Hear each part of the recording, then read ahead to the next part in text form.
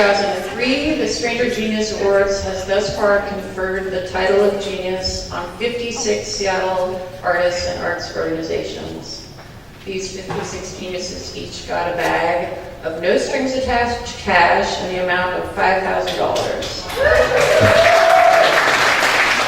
I would like to humbly point out that this amounts to more than $250,000 shoved into the pockets of local artists by a free newspaper.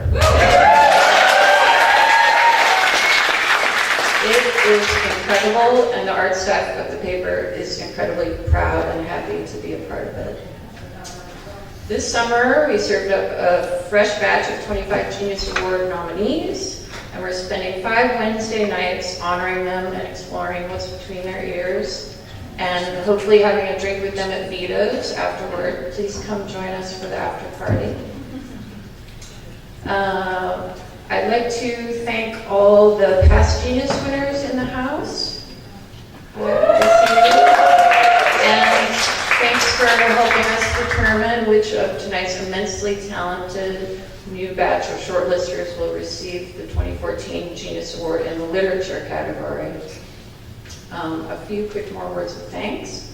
Thank you to Amazon Author Grants for returning as the Literature category sponsor for another year.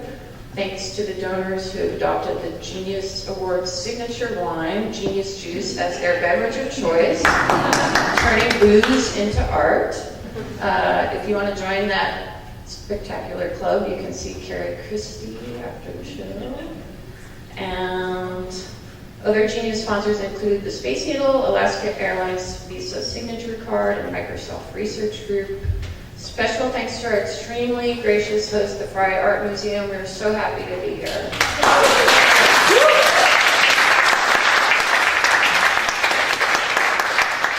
The 12th Annual Genius Awards will be at the Moore Theater on October 18th. Mark your calendar. And now, on to the Genius.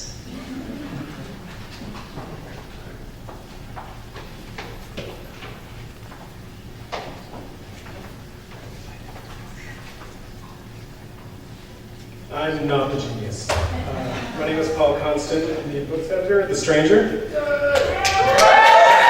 Thanks, Dave.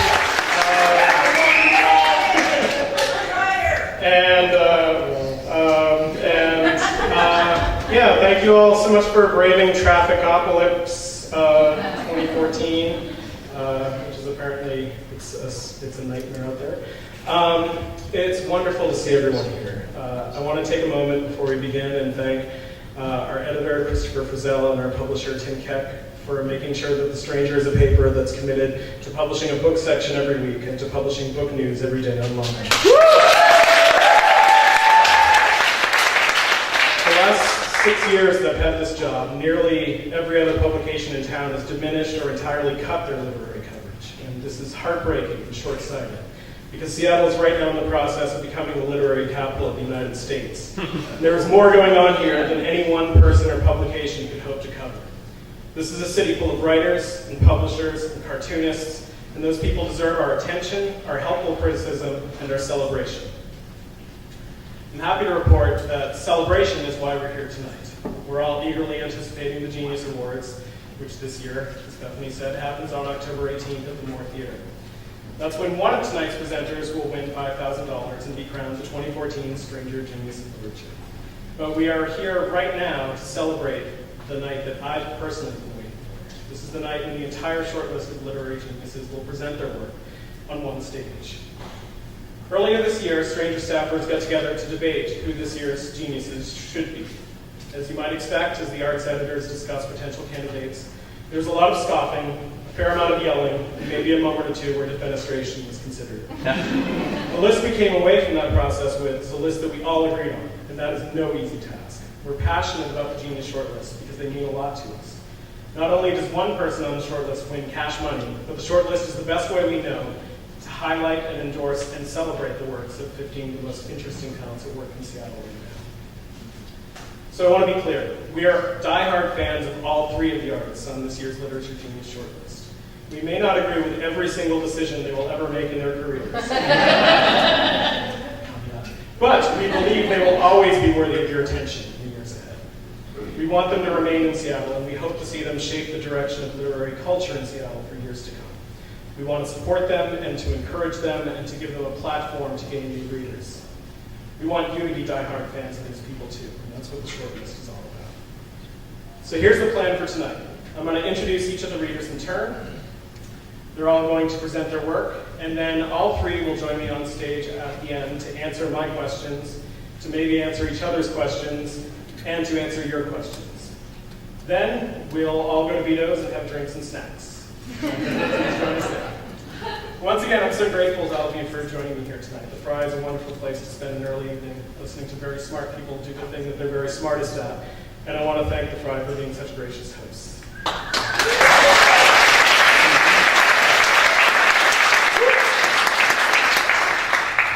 So let's get on. When I was a young, early teenager in Maine, I bumbled across my older brother's copies of The Comics Journal, a magazine of comics criticism published by Seattle's own Fantagraphics Books. At first, my interest in the Comics Journal sprang almost exclusively from the fact that the book occasionally featured drawings of naked women. But I eventually started reading the articles, and that was my introduction to the work of Gary Groth. I had never read anything like Groth's criticism before. He was cynical and angry, sometimes sad, and unashamedly intelligent. He expected more from comics and from culture, and he wasn't afraid to call out the lazy and the cliched and the stupid for their crimes. It was my first experience with literary criticism, by which I mean both criticism of literature and also criticism with literary merit. But unlike other literary critics I could mention who are standing on the stage right now, Groth actually backs up his criticism by publishing work that he believes in. For decades now, as the publisher of Fantagraphics Books, Groth has helped bring the best comics in the world to the reading public. And in no small part, through his hard work and dedication, he has seen comics transition from strictly an entertainment for children to a respected literary art form. Let's welcome Gary Groth to the stage.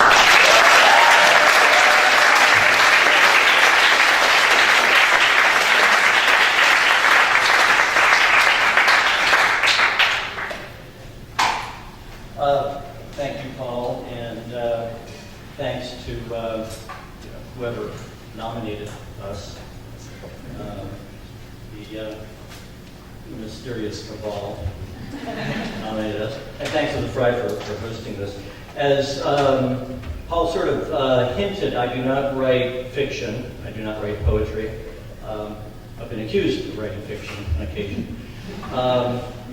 And I'm primarily a publisher, but I have written criticism and essays over the last 40 years.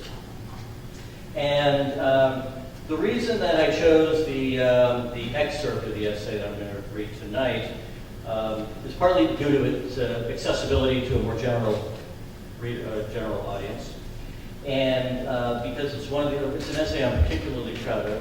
It's not one of my angry essays, but it is about an angry cartoonist by the name of Ralph Steadman. I trust everybody here knows who Hunter S. Thompson is. Ralph Steadman was the artist who collaborated with Thompson on many books, drew many covers of his books, and drew many cartoons for his books. About 5 years ago, Steadman wrote a memoir called The Joke Is Over, right after Thompson died. And it was a memoir tracing their relationship, the professional and their personal relationship. And I wrote a very long review. I used it as a springboard basically to chronicle Ralph Steadman's career and to comment on his relationship with Hunter Thompson and to write critiques of his various books. So this is going to be a short, not short enough probably, but an excerpt from that long narrative essay.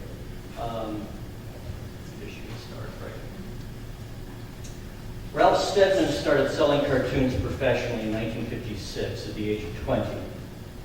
As a cartoonist, he was a late bloomer. He was not interested in comics or cartooning as a kid and didn't learn to draw until his mid to late teens. He appeared in a variety of magazines and newspapers such as Punch, the legendary satirical humor magazine, in 1961 and Private Eye. These consisted of everything from gag panels to political cartoons to a daily panel called Teeny that ran every weekday for 2 years. He was, as he once told me, quote, trying to find my style, trying to find my way. In 1969, he published a collection of his cartoons, Still Life with Raspberry, It was this that brought Stedman to the attention of Scanlon's, a short-lived, left-leaning magazine that survived for 9 months in 1970. Just long enough to bring Stedman and Hunter Thompson together for their first collaboration, the story about the Kentucky Derby. It was Thompson who asked Scanlon's art director to hook him up with an artist who could accompany him to Kentucky and, quote, nail the decadent, depraved faces of the local establishment who meet there every year. Stedman's career may have been very different if Pat Oliphant, who was Thompson's first choice of the assignment, had not declined the invitation. While Stedman was establishing himself as a cartoonist, Hunter S. Thompson was struggling to establish himself as a writer. He was in the Air Force in 1956 and managed to finagle a job as sports editor at the Elgin, Florida Air Force-based newspaper Command Courier. Thompson edited his section of the paper as he saw fit, which was not how his superior saw it. In summary, this airman wrote the superior officer in a report about Thompson, although talented, will not be guided by policy or personal advice. Sometimes his rebel and superior attitude seems to rub off on other airmen staff members. He has little consideration for military bearing or dress and seems to dislike the service and wants out as soon as possible. Thompson was honorably discharged in October 1957, apparently to the relief of the United States Air Force. His attitude would serve him well in the future. Thompson's ambition was literary. He wanted to be a novelist, but it was the journalism that paid the bills, barely. He moved to New York City, which he disliked intensely, tried to get jobs at Time and the New York Times. No dice. He wanted to move to a warmer clime, and in pursuit of that goal, he got a job as a Caribbean stringer for his hometown newspaper, the Louisville Courier-Journal.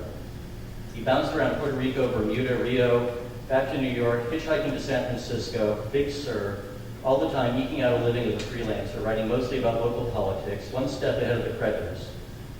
In 1962, he traveled around South America for a year and a half, sending dispatches back to the National Observer, which was bankrolling him.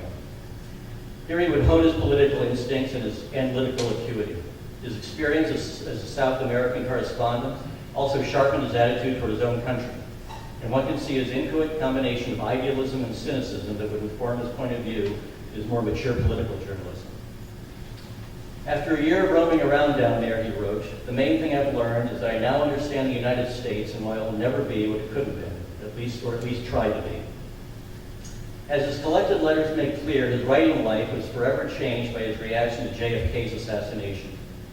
His interest in writing fiction appeared to recede in direct proportion to his belief that journalism was the path to truth and to the possibility of changing America. His first letter on the day of the assassination begins, I am trying to compose a reaction to the heinous, stinking, shit-filled thing that occurred today.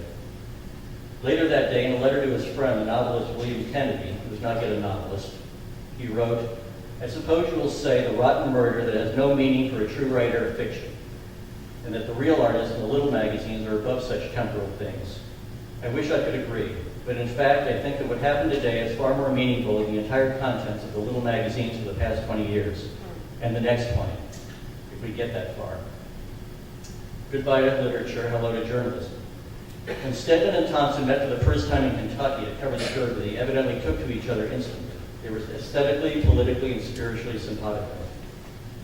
That last cannot be overstated, and it's certainly the reason for their abiding friendship of over 40 years and why their creative collaboration was bone deep. By the time Stedman met him, Thompson had become who he was.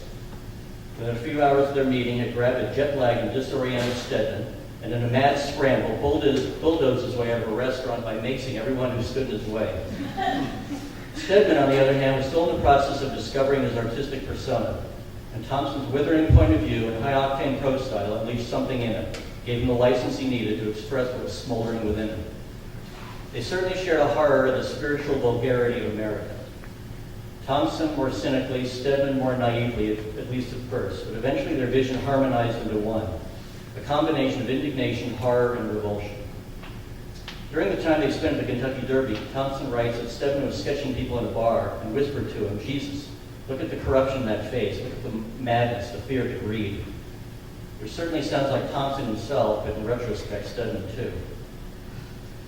A lesser artist than Stedman could easily have been engulfed and devoured by his association with such an outsized and overwhelming, not to mention eventually such a successful personality as Thompson. Or contrary-wise, and more calculatedly and lazily, leveraged his association with Thompson for commercial gain for the rest of his career, turning out redundant gonzo drawings by rote and catapulting their production to a slick commercial niche. While Stedman certainly benefited from his professional connection to Thompson, his career was never in danger of being subsumed by it. This is partly because his imagination is too fecund to have subordinated his artistry to a vision that was not entirely his own. No matter how congruent their points of view, Thompson's was the narrower and more circumscribed of the two. Stedman's the more protean and creatively restless. Between 1979 and 1988, Stedman published three of his most accomplished and ambitious solo efforts: Sigmund Freud in 1979, I, Leonardo in 1983, and The Big I Am in 1988. One bona fide masterpiece about every 4 years. It appeared to be under Thompson's spell till Freud, a book he conceptualized, wrote, and drew entirely himself, which, at the risk of compartmentalizing his career too tightly, is his first, most consequential work of purely autonomous expression. He was working on I, Leonardo at the same time he was working on The Curse of Lono, and it's worth noting that all three works owe nothing to his affiliation with Thompson. The point being that Stedman was never a mere appendage to Thompson, and continuously, and with increasing aesthetic vigor, pursued his own projects quite apart from his. The Big I Am was Stedman's third major work, and arguably his most audacious. The biography of God is seen through a more omniscient prism than Stedman had yet allowed himself. Thompson's reaction is typically dismissive, glib, and belittling according to Stedman's memoir. "Ah, Ralph, I see you have written some more of your psycho gibberish. No one is going to believe you. You will end your days wandering the streets, grabbing people by their coat collars and dribbling your newfound religion on their shoes. No one will buy it, Ralph. You will be a freak like John the Baptist in the Nevada desert, living off cactus and juniper berries and sobbing like a queer Vicar trying to start a new religion on the fringes of Area 51, right up there on the edge." Stedman's reaction? I can hear him saying such things to me in his Kentucky accent, his staccato mumble, his well-honed glossary of familiar mantras, his litany of mean humor with just the right amount of mockery, thus avoiding having to say, "Good grief, Ralph, that's good."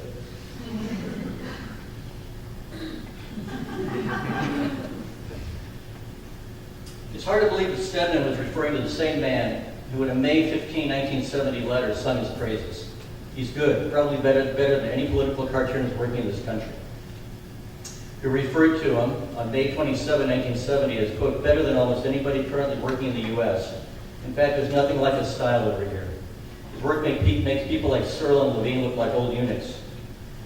How could someone as prescient and enthusiastic about Stedman's work, circa 1970, not appreciate, or apparently even notice, the extraordinary evolution of Stedman's technique and art for the next 20 or 30 years?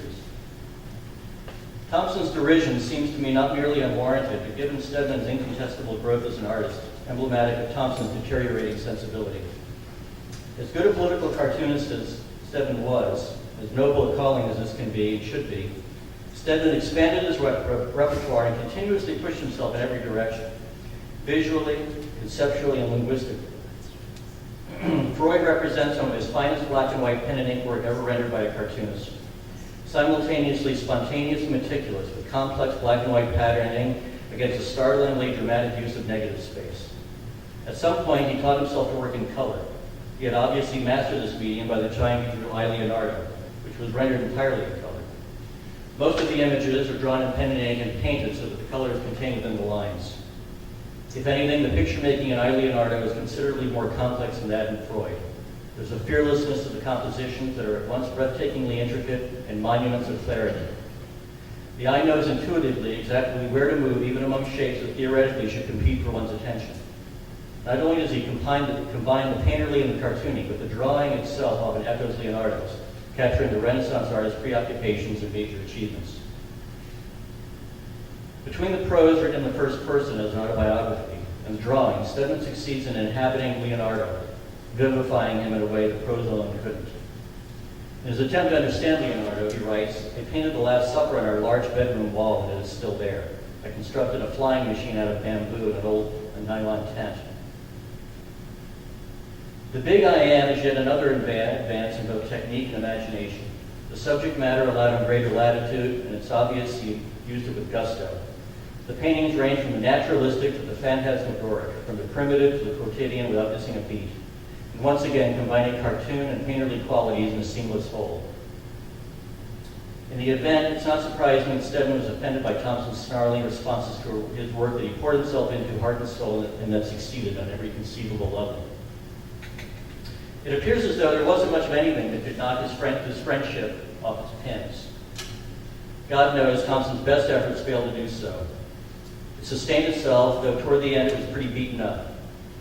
It seemed to thrive when they were creatively engaged with each other and shrivel when they weren't, which would, it appears to be, include the last 15 years or so of Thompson's life. There's this commentary by Stedman, for example, part peroration, part condemnation, that acknowledges Thompson's self-inflicted death with a bullet from a .44 Magnum on February 20, 2005.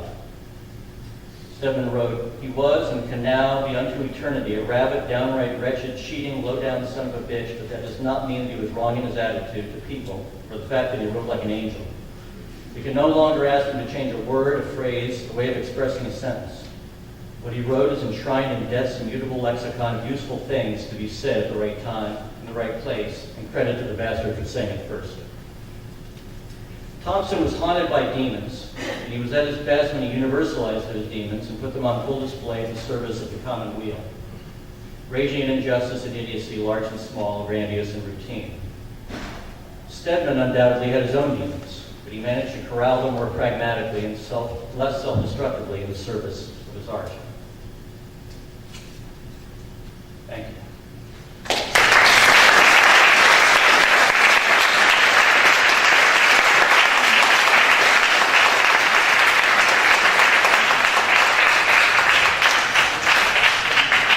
And thanks to Ralph.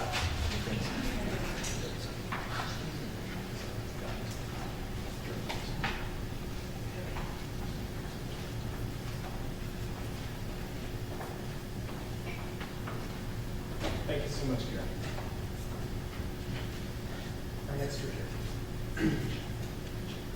If you only read one book of Shin Yu Pai's poetry, you'll think you've got her all figured out. For me, the first collection of hers that I read was Ozarks, about the frustration and anger she felt after moving to the Deep South.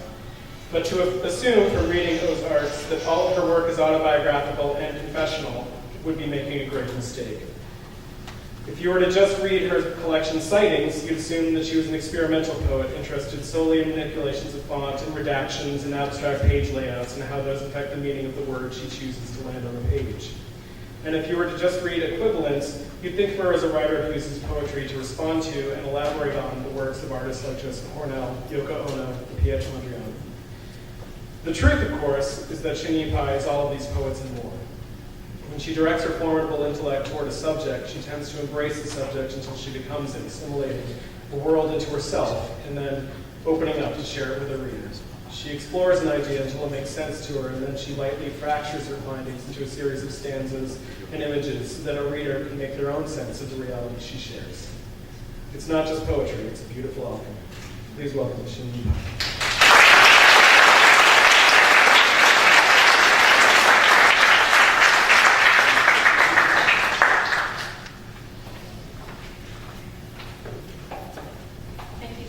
Stranger and everyone who made this evening possible. So I'm going to read from several different projects for this presentation.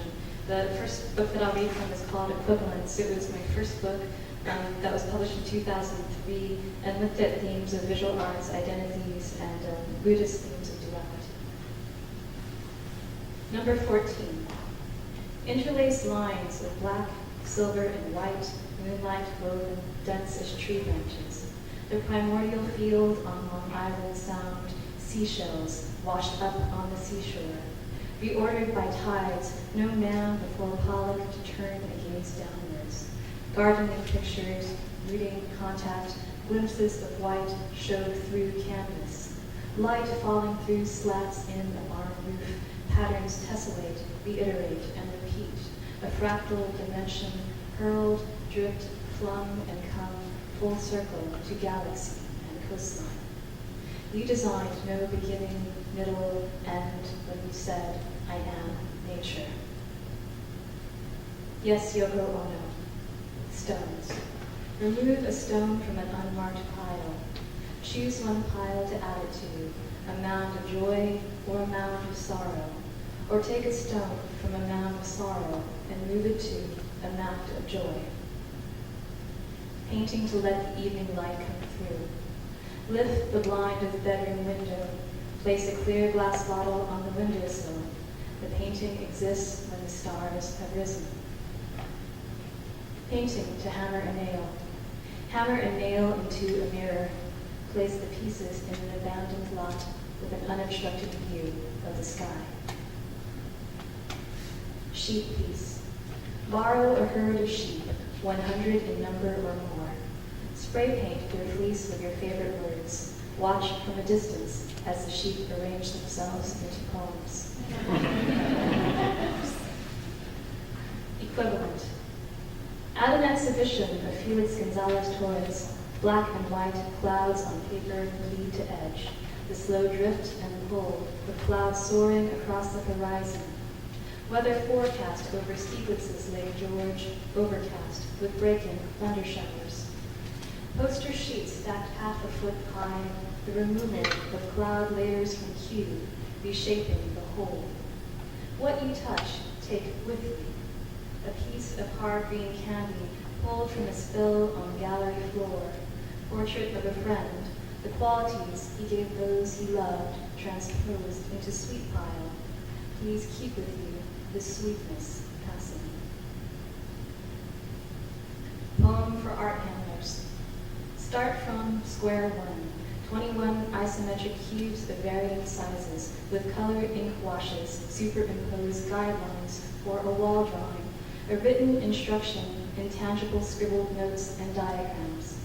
Find creative storage solutions, 3,000 pounds of Belgian candies imported for a Gonzalez Torres exhibition to be stored on the delivery dock or held in low humidity alongside Canaletto. If only we hadn't sprayed the crickets raining from the ceilings, clogging the elevator shafts, one step up on the evolutionary food chain above wingless insects feeding on the pollen fields, engorged bugs leaving their tracks, wire a phone jack in the East Gallery, and wait for Yoko to call. She will telephone and tell you to imagine a happening where you clock out early after letting loose at closing a herd of starving cats converging to lap up milk bootleg on a marble stone.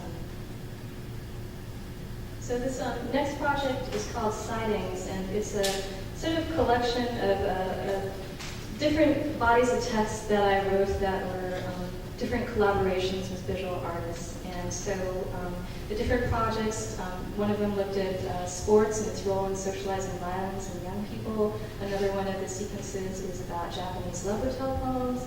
And another part of that book was composed out of phrases from a Chinese English language phrase book. But the sequence that I'll read to you from is called Nutritional Food. And it's a body of work that's inspired by the work of a painter named David Bukowski.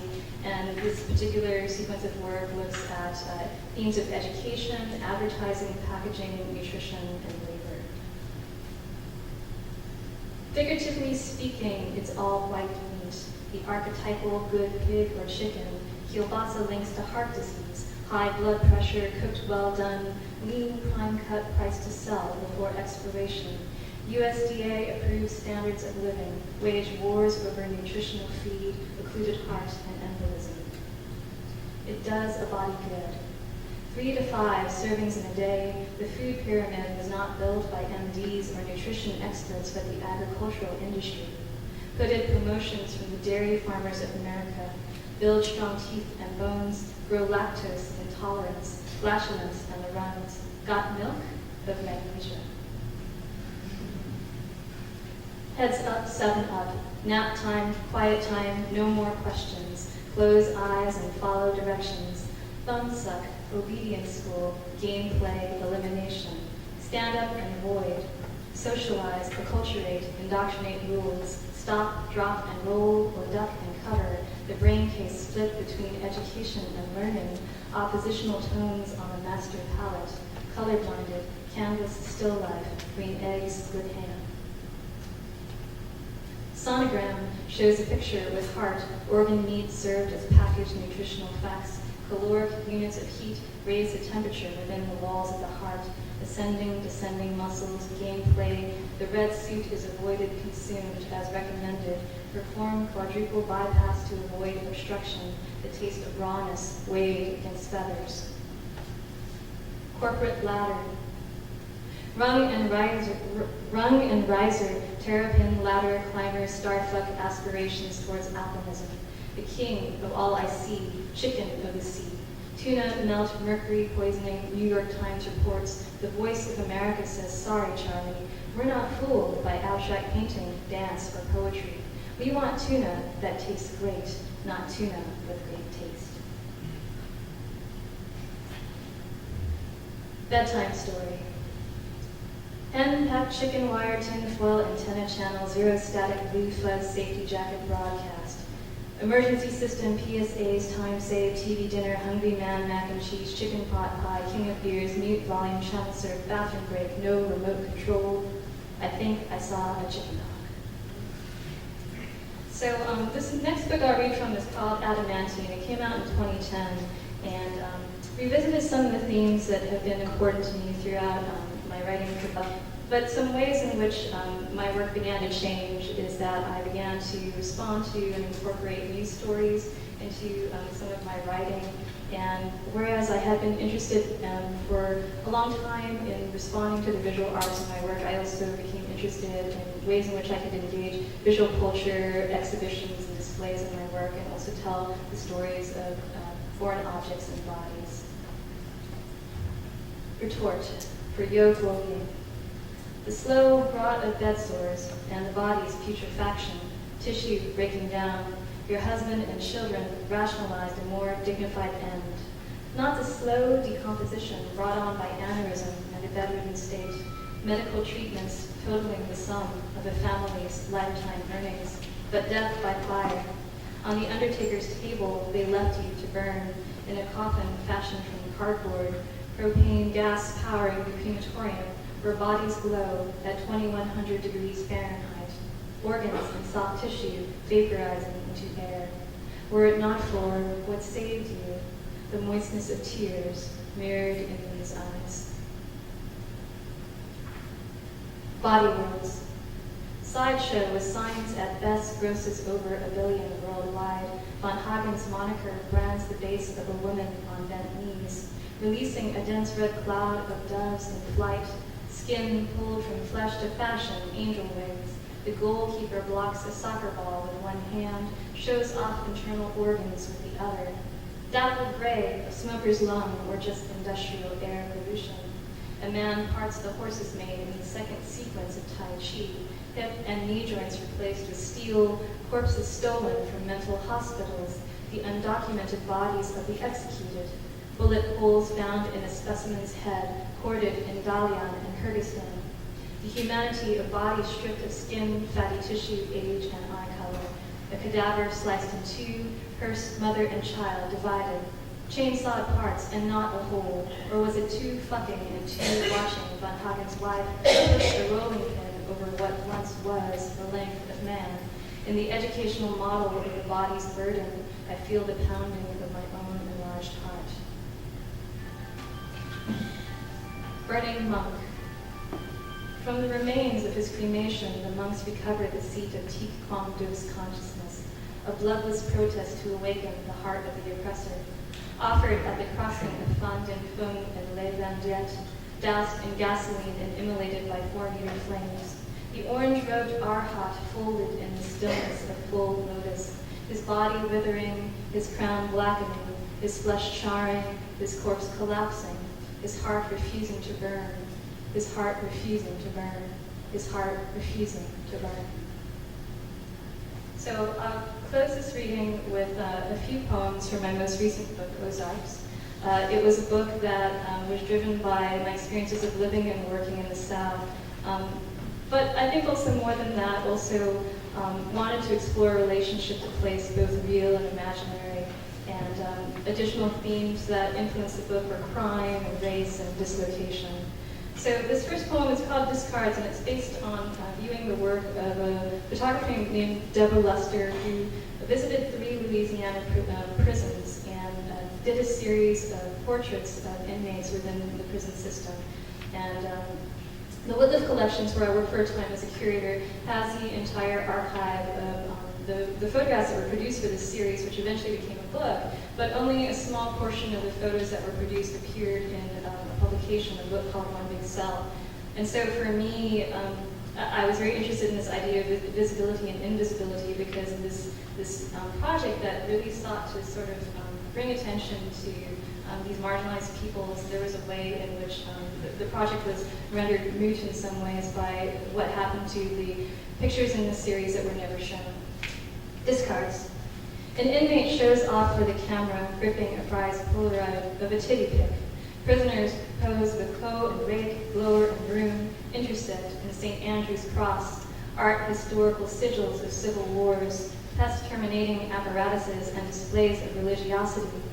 Shirley's hand-tooled leather sandals, a Renaissance-style tableau, Christ's Last Supper, the convict clutching an ornamental 2-foot-tall wooden candy cane marks the occasion.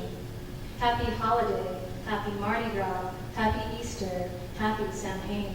The ordained priest in clerical garb, regulation V-striped V-neck scrubs, exposed scars, burned-in cicatrix, word-scoring bodies, OG bump, lone outlaw, thug life in memory of mom. Cast off carte de visite, families, photos that don't circulate, housed in storage under lock and key, dull blacks, tossed out whites, flattened tears of gray. Towels that could hold the heat. Sweat shunned by white men, blacks accounted for, the better part of bathhouse rows ballet staffed. Banned from bathing during optimal hours, they scrubbed tubs, assisted invalids, currying mercury cures. Duties required them to work at temperatures between 95 to 100 degrees, 8-hour shifts. Claudine Adams recalls wearing white cotton uniforms, a numbered badge, no name tag, Hot Springs motto, we bathe the world. Milk crime. Melamine-laced infant formula sickens 300,000 babies in China. 6 dead from drinking an unfamiliar ingredient added into milk by food chain suppliers to fix a stiffer price. The chemical compound combines as well with coatings and laminates, plastic adhesive, flame retardants, bulking up the product with more protein-like appearance. Cow's milk cut with whey, hydrogen peroxide, other additives of no nutritional value. No food inspection system is foolproof. Said to be the safest way to travel, sometimes you still have plane crashes. The families that suffer most receive redress for their loss in the amount of 200,000 yuan. Public recall exported to Tanzania, Bangladesh, Burundi, and Gabon. Chit-chat at the super Walmart. The cashier catches me off guard when she wonders aloud. I'm emptying out a cart full of moving supplies, polymer totes, packing tape, solvents to scrub down, a greasy stove, glass cleaner for a bathroom mirror, trying to see things from her view. No polish. I ask her the question again to make sure I hear her right.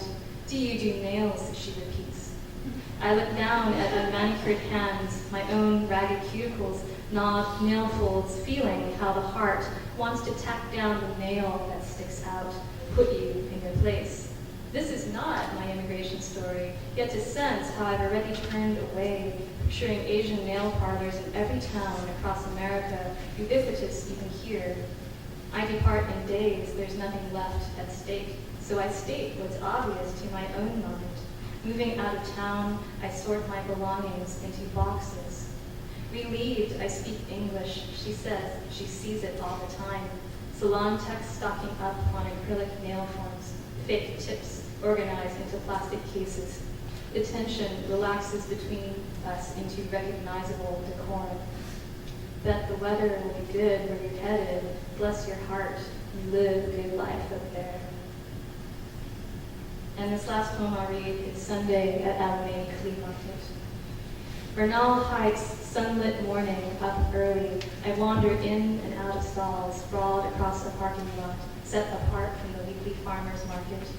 Vendors offer VHS tapes, saw bits and rusted blades, postcards, an elbow patch in the likeness of a heart, a bound paper calendar from 4 years back, printed with wood block yantras. A pinky ring bezeled with an image of MLK, whose birth the city remembers tomorrow. Objects of intimate worth, talismans to the past, transmitted in the remnants of what other lives have treasured. A hawker bemoaned struggling sales in the new year, higher fees for space rentals, scaling back to fewer days. I listened to an exchange take place in Chinese, reminded of my dad haggling over new school clothes at the Colton swap meet, my mother anxious to go home, ready to walk away, saw only cheap goods, someone else's junk. Thank you.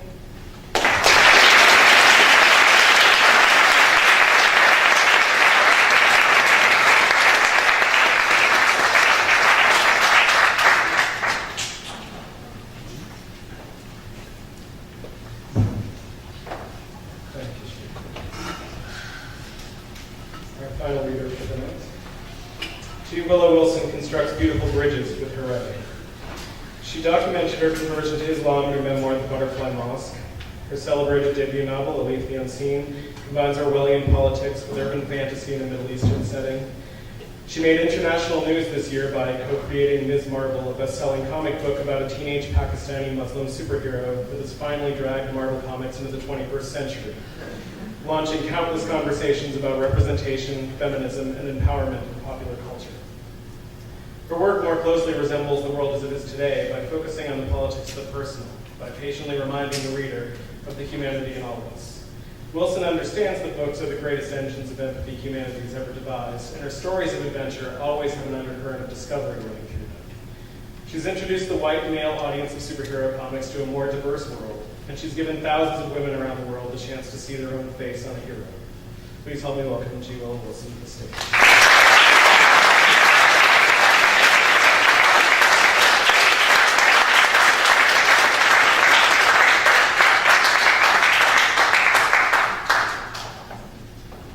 So I had one job coming up here, and it was not to trip on the exposed wire that I tripped on during the mic check. Oh, I am already doing super well. I'd like to read to you tonight a segment from my novel Without Pictures, as I like to call it, Out of the Unseen. We talked a little bit about the possibility of me reading from Ms. Marvel, which has gotten such a huge response. And I pointed out that when you try to read superhero comics aloud, there is always a certain amount of unintentional comedy. So it's often best to avoid.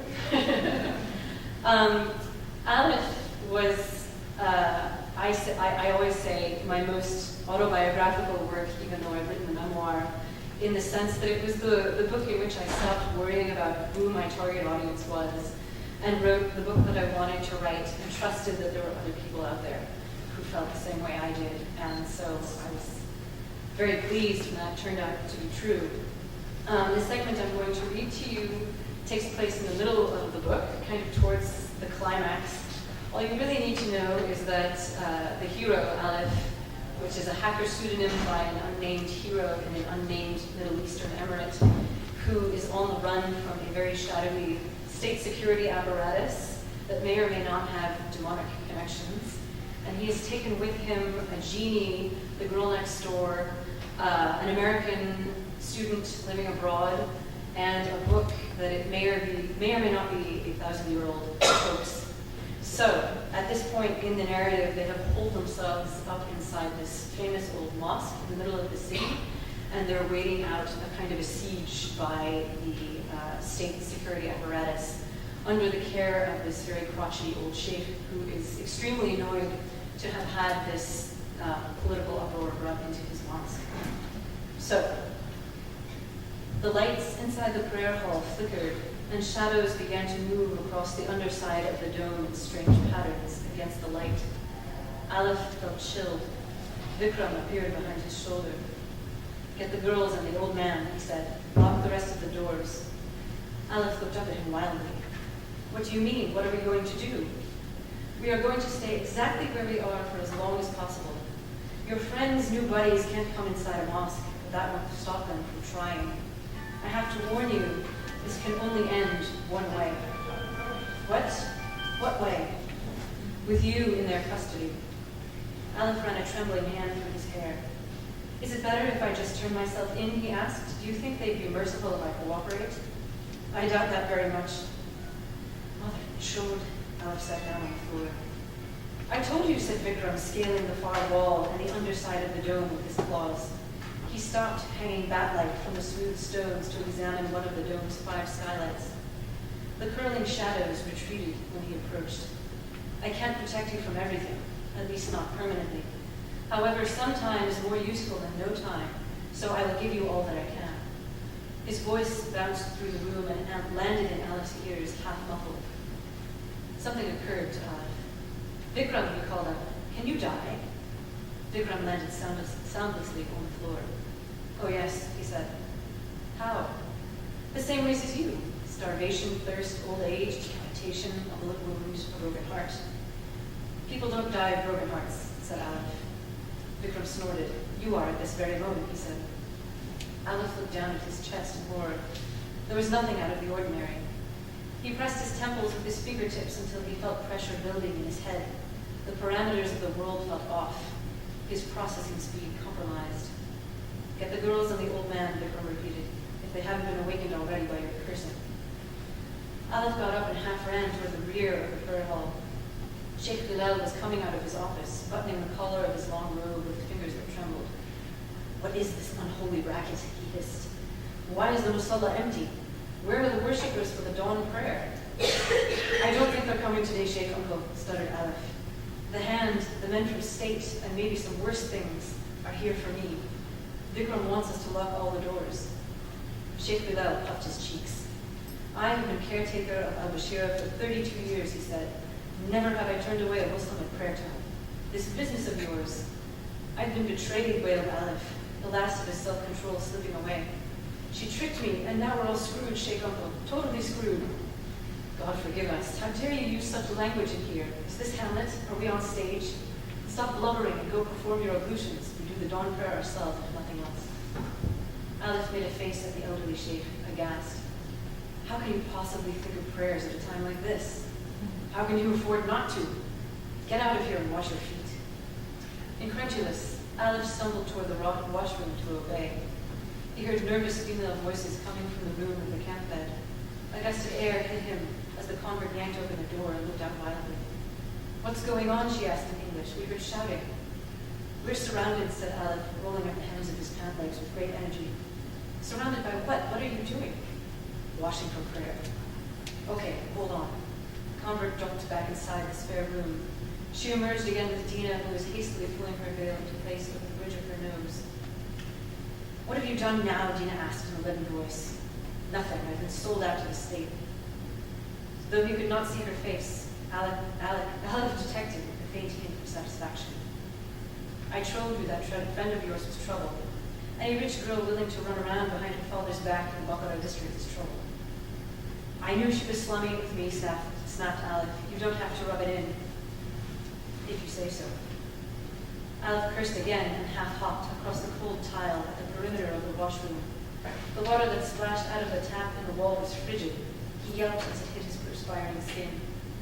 A muddle of voices came from down the hall and split as they echoed against the washroom walls, creating a kind of operatic harmony. Sheikh Bilal's loud indignation, Vikram's musical contempt, and the convert's nasal protest. Dina was silent, but he could guess what she was thinking. A wave of guilt passed over him. He had no right to bring her into his perverse orbit, so far removed from the little duplex in Bakara district, where she performed her hidden offices. She would be tainted by his infamy. It took so little to destroy a woman. Sheikh Bilal was calling his name. Aleph had finished his ablutions and hurried back down the hall toward the musalla. The sheikh stood in an ornamented niche facing Mecca, sunk 2 steps below the floor to demonstrate the humility of the prayer leader. Aleph stood just behind Sheikh Bilal, looking around furtively for Vikram, who had disappeared, before bowing his head. Someone pounded on the great doors from the outside. Sheikh Bilal ignored the noise and cleared his throat. The call to prayer came melodiously up from his lips in a voice that suggested a much younger man, confident, well-trained, unwavering. For a moment, Aleph was distracted by the force of the familiar words, praising prayer above sleep. It was not singing exactly, but some occult scale, the music of the spheres. The pounding arose again. Aleph gritted his teeth, forcing himself not to look back. It was ludicrous to stand there and do nothing, he thought, like sheep that crowded the streets on the eve of the Feast of Sacrifice, wagging their little heads and making plans for the following week. In front of him, Sheikh Bilal was bowing. Aleph hurried to copy his movements. The commotion outside the great doors grew louder. Abruptly, the noise stopped, replaced by a terrified howl. The hair stood up on Aleph's neck. He knelt and touched his forehead to the musty carpet, fighting back the bile that rose in his throat. As he stood for the second rak'ah, the noise outside redoubled, punctuated by the sound of a police siren. Sheikh Bilal raised his voice. And on the elevated places shall stand men who know all things by their signs. They shall call out to the dwellers of the garden, peace be upon you. They shall not have entered it yet, though they hope. On his knees, Aleph greeted the angel to his right. When he turned to his left, he saw Vikram kneeling next to him. He yelped. Quiet, said Vikram. You sound like a little girl. Did you just kill somebody outside? No, I thought the old man might be upset by guts on his doorstep. I gave them all a good scare, though. 1 or 2 are catatonic. How many are out there? They cordoned off the whole street. That should give you an idea. The other things, well, it's difficult to guess how many there are. And who was one. I'm not sure anybody besides the man who summoned them can see them. The people from state don't seem to realize they're there. Dina crept up from the back of the room and sat down several feet away from Aleph. If I go out there and tell them I've been held hostage by a terrorist, do you think they'll let me go home? She asked Vikram. Miserably, Aleph attempted to catch her eye. She ignored him. Since you deliberately misled a state agent in order to protect your abductor, I doubt it, said Vikram. Sit down. Sheikh Bilal's voice left no room for refusal. He carried a folding chair under one arm and a volume of tafsir under the other. Enough sniveling. You will all listen quietly to the lesson I have prepared for the dars that would be taking place at this very moment, had your escapades not prevented my students from attending. What? Why? Aleph looked from the sheikh to the great doors. The sound of groaning metal suggested the state had moved from manpower to more forceful methods. This is crazy. They're cutting through the doors and you want us to sit here at your knee like a bunch of pimply madrasa students? We're done if we stay. We're done if we leave. At least this way, they can tell you I gave you nothing but tea and religious instruction. My skin will be safe. The sheikh sat down on the folding chair, arranging his robe around him. Vikram looked across the carpet and scuttled up the far wall once more, disappearing out of a skylight.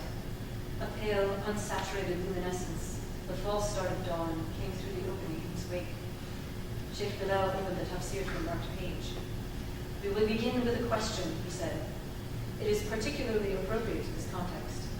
God in his mercy tells us that a good deed is recorded as soon as a person decides to perform it, while a bad deed is only recorded after it has been performed. But the world today is more complicated than it once was. So I present you with the following dilemma, posed to me by a young boy of my congregation. When one is playing a video game and his avatar has consumed a piece of digital pork, has a sin been committed? Aleph waited. You're asking me? He asked when Sheikh Bilal was silent. You're the alim, how am I supposed to know?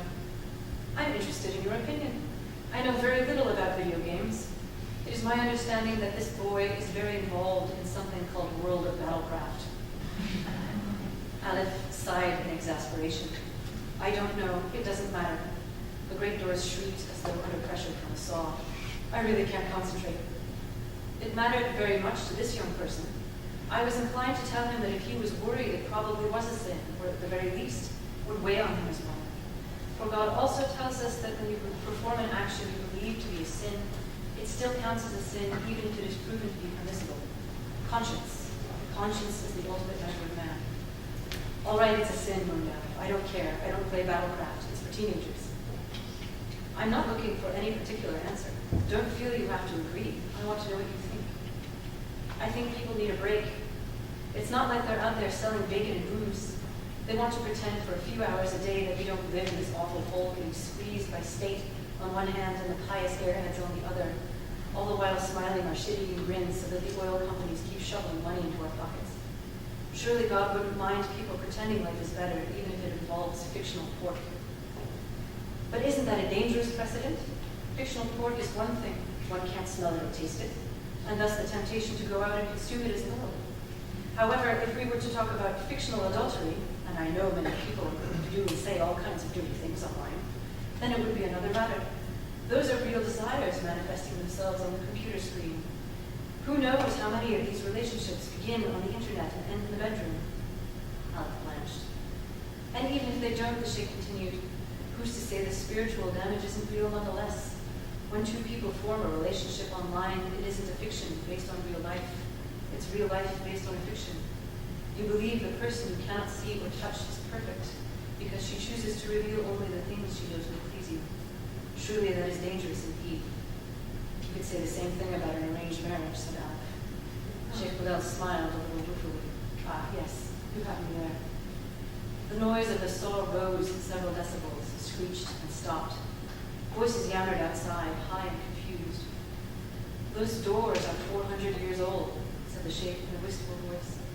The gift of a Qatari prince who passed through the city while on Hajj. They are irreplaceable. It's my fault. Aleph wiped his brow with the back of one trembling hand. Yes, that's true, but you are likewise irreplaceable. Thank you.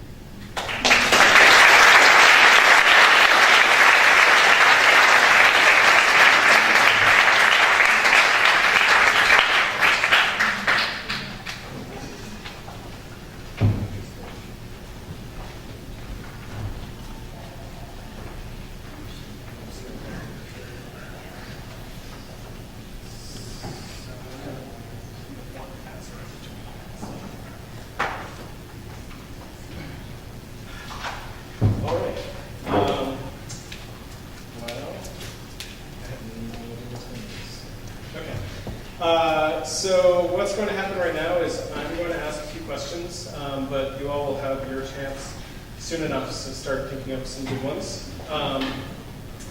The first thing that really strikes me, and this was not planned, but all three of you have, you're very different in terms of discipline and perspective, but I'm really intrigued by the fact that you all incorporate visual art into your work. Maybe not your written work, Gary, but your profession.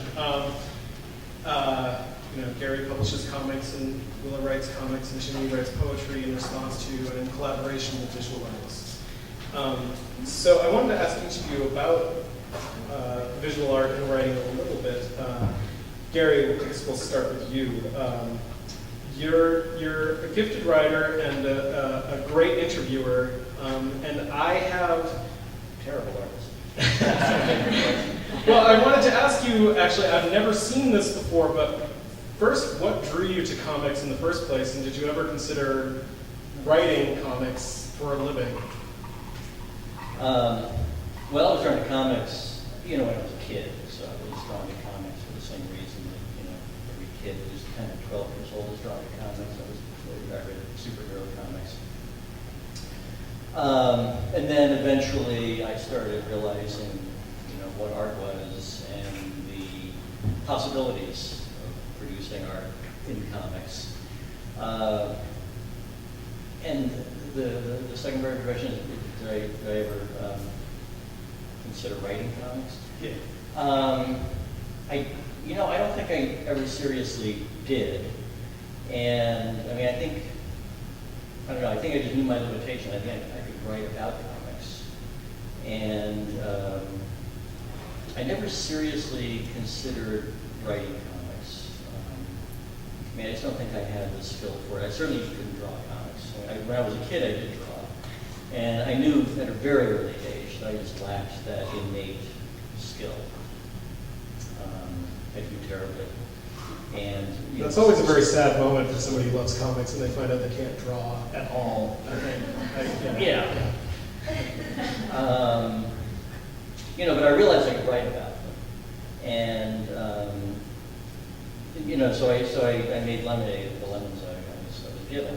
And so I created a critical magazine about comics. And I thought that was how I could contribute, to the art form. Does that answer your question? It does, yeah. And the critical writing played into into becoming a publisher as well? You just decided to show. Well, I'm not sure which one came first. I mean, I was, when I was a kid, I published a fanzine when I was like 13 years old, and I wrote, if that's the right word for it, for that. So I was always writing, however badly it was, and then I gradually started writing better. But I mean, I was always writing, and I think I just realized that I could get better at writing critical work.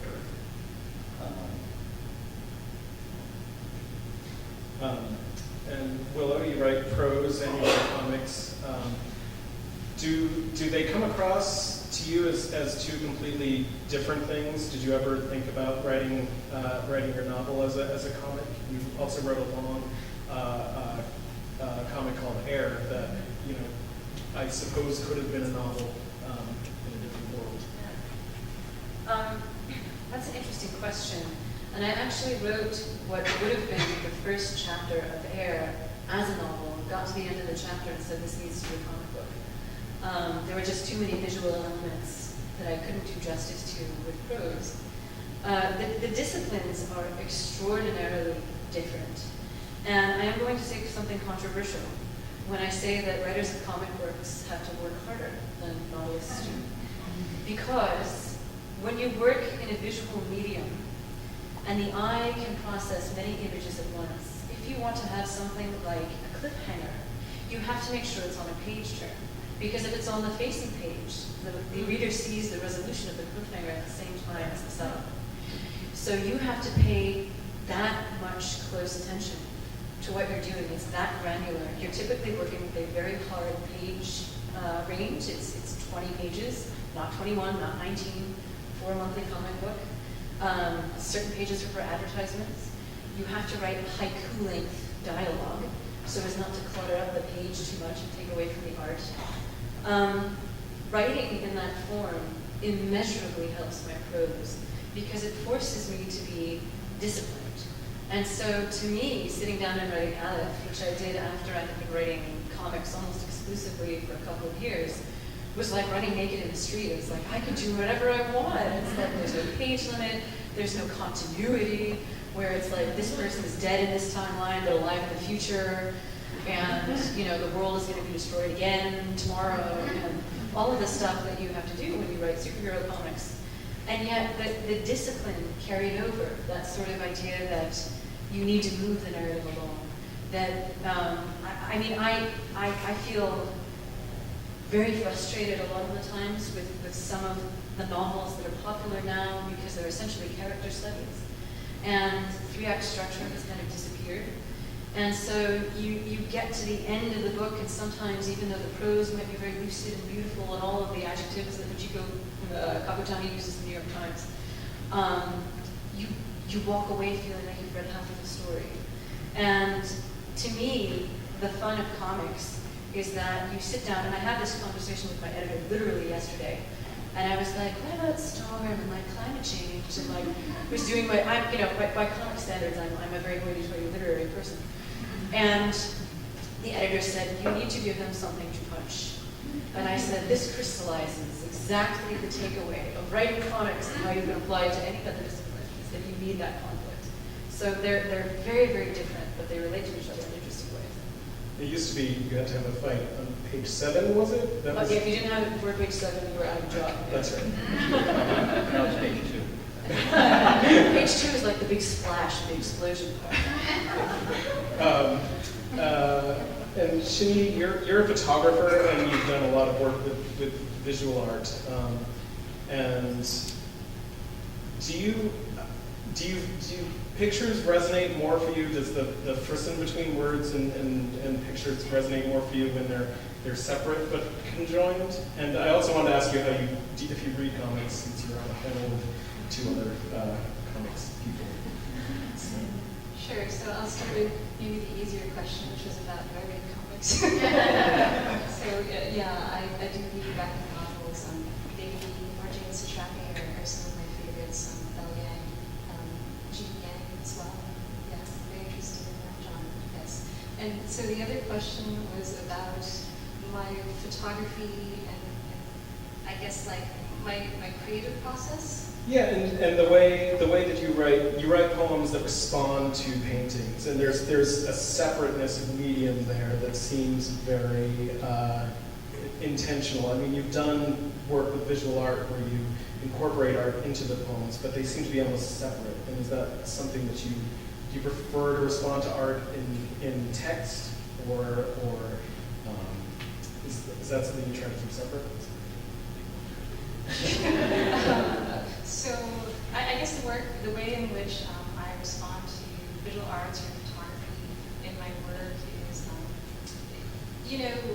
often I guess a dialogue that I'm interested in having with a work of art or an artist, and so that strategy or approach isn't necessarily meant to be illustrative of the work that is, I guess, engaging my imagination. So I do see the kind of writing that I do as being sort of independent or discrete from those visual works, and that they function, I guess, separately from that.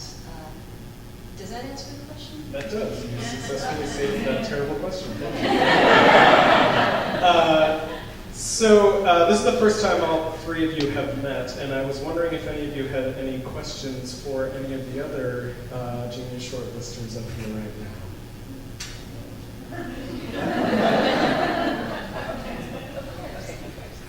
So we chatted about this beforehand, and I was going to ask Shin Yu, who has recently had a baby, what has it been like to be both a mother and a working artist? Because I know for me, when I had my two kids, that was probably the thing that most changed both my identity as an artist, but also my time and my role, and really, sort of ties you to the visceral world in an interesting way. So I wanted to ask you about your experiences with that.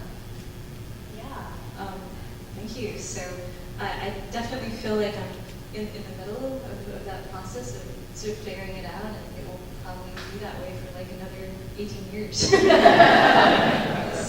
I think for me, the period leading up to my son Tomo's birth and now has been this period of trying to integrate these different commitments and parts of myself, I guess. And I think a lot of my writing, I've been sort of venturing out now into writing more personal essay, more autobiographical personal work that discloses more about my life and my family and the circumstances of just, I don't know, my existence. And so I think a lot of my writing, the shift that's been happening, I find myself writing about the relationship that I have with my immigrant parents and how they raised me, and reflecting on the things that I've taken from that relationship and perhaps what I hope to impart to my son. And I think that a large part of this exploration has also been grounded very much in an exploration of gender roles and gender identity, and sort of thinking through. So my parents being from Taiwan, my father comes from a very sort of traditional Confucian kind of background where women have a very sort of secondary role in terms of, I think, how they're valued by society, and the limitations of who they can be and what they can do. And so, and sons, I have a son, so sons are very much elevated in this sort of, special status when they're born and throughout their lives as sort of being firstborn boys, and that has a certain sort of privilege that is conferred with it. And so there has been for me a really deep reflection upon what it means to have given birth to a son, and to sort of think about my relation to him as a mother, and also sort of teasing out this thing too, where I had this sort of status as like a second-class citizen, as a woman in some way, but then I became a mother, which is like the pinnacle of like womanhood or something. By suddenly just giving birth to a grandson, and so I think there's been a lot of reflection about and writing around sort of this shift of identity and what it means to me, which has been very significant. Thank you for asking that question. Can Willow answer that question too? Gary wants to take a shot at it too.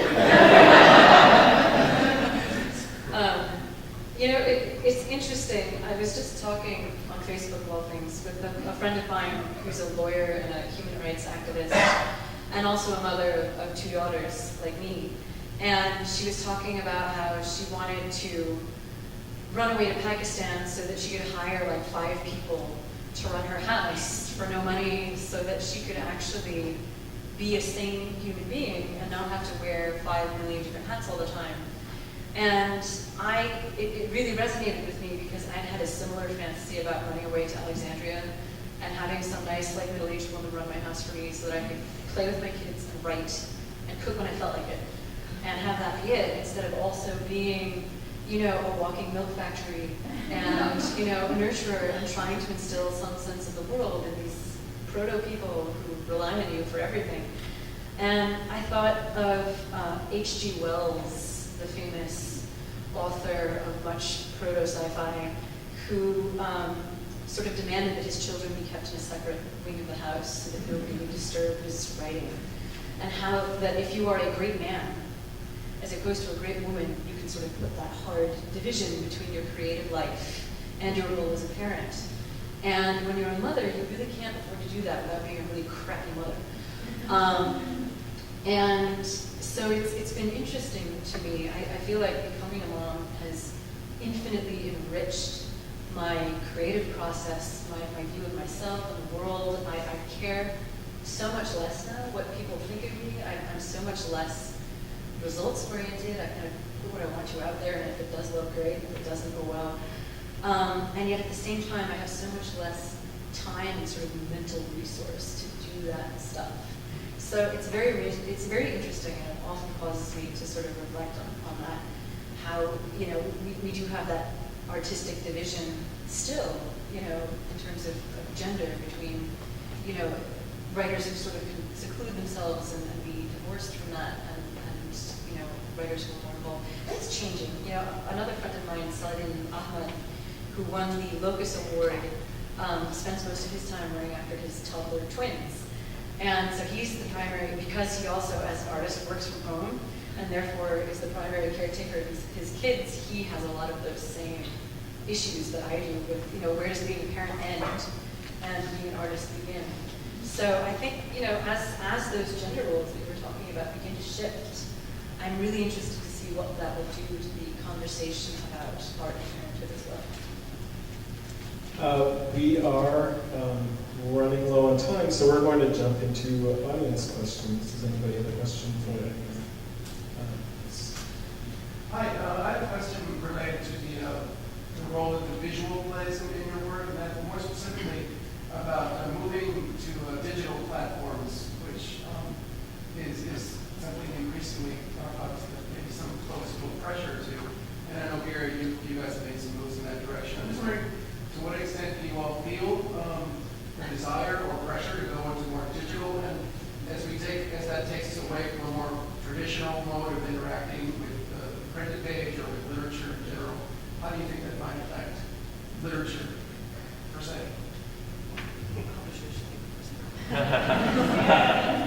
Well, yeah, I mean, I as a publisher, I do feel pressure to, to get in the digital arena. I personally do not read, on a digital platform, and I mean, I'm not sure, I'll ever be able to. But because we realize that this is, going to be part of the future of publishing, about 1.5 to 2 years ago, we started putting all of our graphic novels, making them available as ebooks.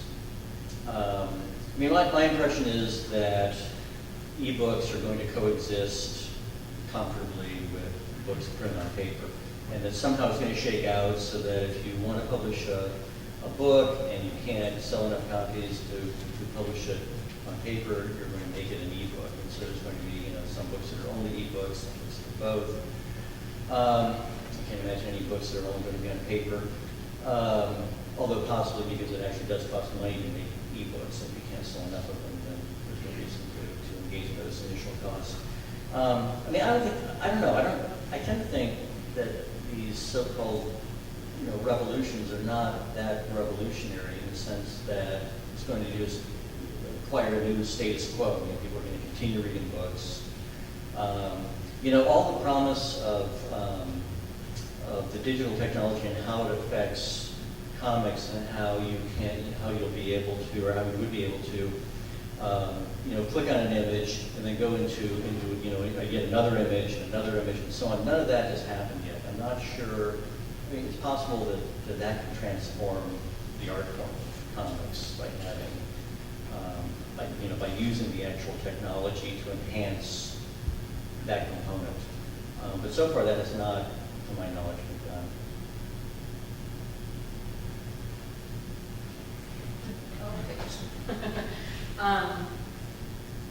It's interesting. I tend to be an optimist and think that, these revolutions have happened before, and when the printing press was invented, of course, the church thought it would sort of bring an end to humanity as we know it, because all of a sudden everybody would actually read the Bible.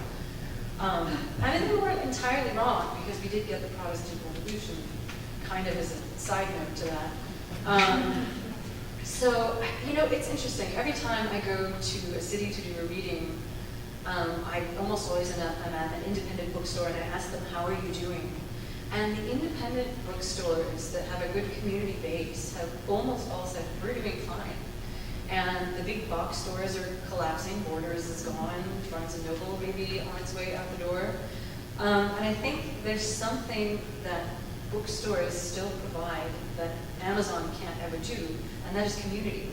The Word bookstore in Brooklyn and also in Jersey City has like a Russian literature club that comes and meets twice a month and talks about Russian literature, and they have all of these different things that you really can't do online. And so I think as long as human beings need to connect with each other, bookstores, which are of course the main sort of physical purveyors of books, will still have a reason to exist. In the short term, though, I think everybody's scrambling to figure out what that means and what the ebook revolution means. And so I don't know. I will say that since becoming a mom with 2 children who will destroy vast quantities of merchandise when given the opportunity, I buy a lot more books now digitally than I used to. And I feel bad about that. However, it means that since I can buy a book with the push of a button, my actual amount of money that I have spent on books has gone up by something like 200%. So, again, I don't know what that means in the short term.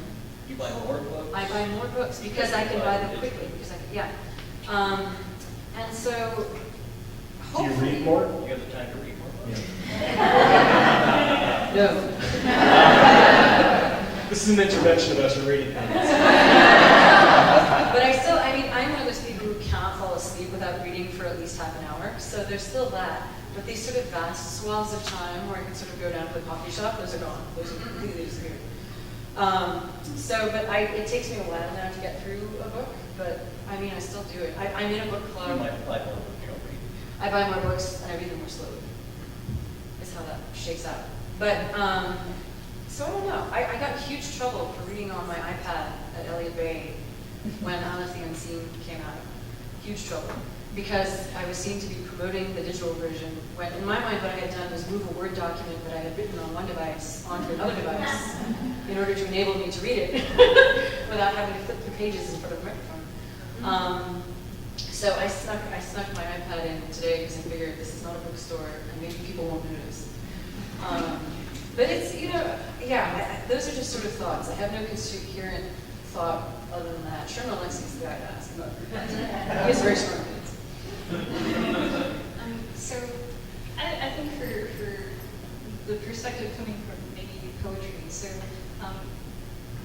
when you print a book of poetry, if you publish like 1,000 copies and maybe a couple hundred sell, you're doing really good. And so the sort of digital publishing thing, I don't know that it is having a big impact on poetry, I guess. But when I think about your question, I think about how more opportunities and strategies are made available to poets by exploration of sort of digital techniques and strategies. So that in the last 5 to 10 years now, there's this development of scenic poems or poem films where animators or visual designers can pair or partner with poets to create something that's altogether different than the work of literature on the page, or poets who are exploring things like podcasts and it being such an oral medium and finding new ways to sort of broadcast or transmit their work to larger, different audiences. So I think there are ways in which digital has been a a tremendously helpful tool for poets. We have time for one more question, and I see a hand back there. Speaking of the book business, I was wondering, Gary Groth, how the Graphics bookstore in Georgetown is doing. I'm a big fan, and We're doing adequately. We're hanging in there. I mean, I sure wouldn't, want to have to make a living only having a bookstore. The Fantagraphics bookstore essentially breaks even. It's a great place to have, I think they're great vibes. It's a great place to have our authors. It's kind of a community. There's a great satisfaction because of the community we're building down there. But in terms of profit, that's virtually non-existent. But it's sort of holding its own, breaking even. Thanks for asking that. Maybe one more. Yeah, I guess one more question. Yes. I have a question. I was finding, and I was thinking about this, but I was finding your work progressed in one area. Can you speak a little about the role of narrative in the poetry? That was a question about the role of narrative in her poetry, if you didn't hear. Sure. So even though my medium is poetry, I feel like the heart of my writing is very much about stories and storytelling. So even in the experimental poems that I shared, like the ones about the food and the nutrition, there's a story or sort of autobiographical details that come out in that work as well that it's kind of like an embedded narrative, I guess. So I think that the different projects have sort of different stylistic notes, but the narrative is something that has been important in all of my work. All right. I'm going to be at Vito's with the after party. You've got a map on the back of your programs. Don't forget to come to the Stranger Genius Awards on October 18th. And I just want to thank everybody on the shortlist for coming out. You did an amazing job, and I'm really grateful you could join me tonight. So thank you very much.